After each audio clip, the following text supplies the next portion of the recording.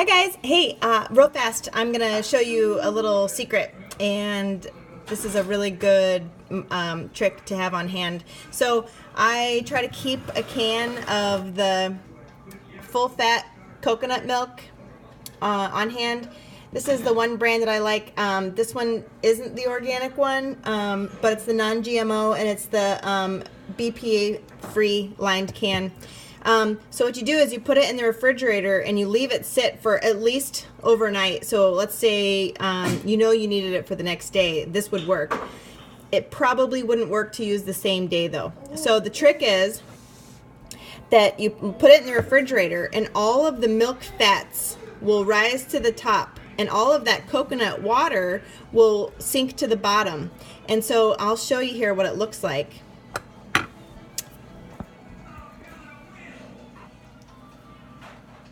Are you able to see in there?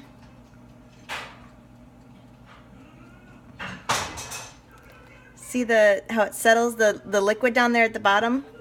So what I'm gonna do, I just scoop out the coconut milk fat part and you put it up, put it in your blender, and it's like Cool Whip is the consistency. It is amazing. So while I put it in the blender, I'm gonna start to add.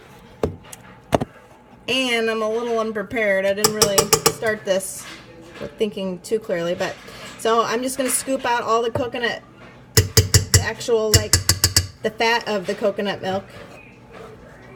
Trying really careful not to get the liquid. That's why it's important to put it in the refrigerator, because it literally separates into like a really nice line. If you were to just open this can right when you get home from the store, it would be liquidy like milk, right? And it wouldn't have the solids and the liquid wouldn't have separated. So, and then the idea is you don't want to get any of the liquid. So there's even some floaties and stuff down here at the bottom. I'm just going to skip them because they make it a little bit more runny, the finished product. So this is already an amazing, really yummy Cool Whip. So you could just have it like that, in my opinion, which would be a really yummy treat for kids, or to make a homemade frosting. And that's actually what I'm gonna do. So I'm gonna make a chocolate frosting. So, hi baby. Hi, okay.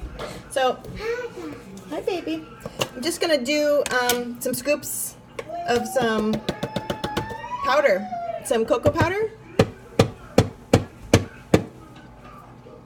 I've never been really good at measuring stuff. I don't know. And then I complain about nothing coming out right. Go figure. All right. And then I am just a big fan of agave. So I'm going to sweeten it with agave. But maple syrup is amazing too. That's another really good choice.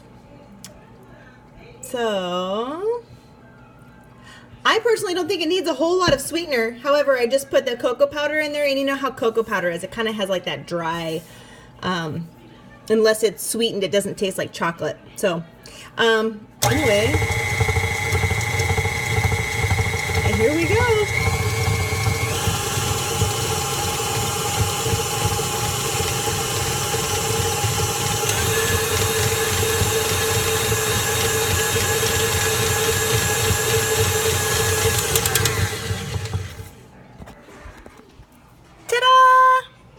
Can you see it?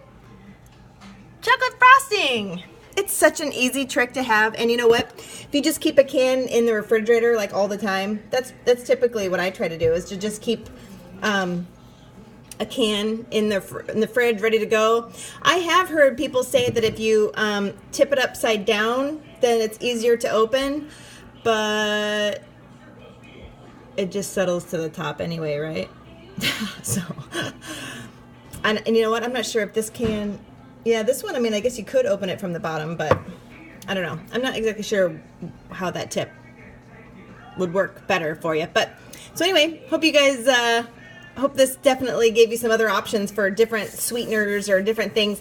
Like I said, I don't think you necessarily have to sweeten this, and you could put strawberries in here if you wanted to. I mean, you could make it taste really good, other different flavors and stuff. Maybe so, like you could cook down bananas and make like a banana syrup and then and that would be sweet enough. You wouldn't have to add any additional sugars if you didn't want to. That coconut milk tastes really good, or the fat does. But because I'm doing the chocolate, that cocoa powder just really gets kind of overbearing, dry. I'm not sure how to explain that. But you know what I'm getting at, right? You get me. So anyway, hope you guys have a good one. Talk to you later.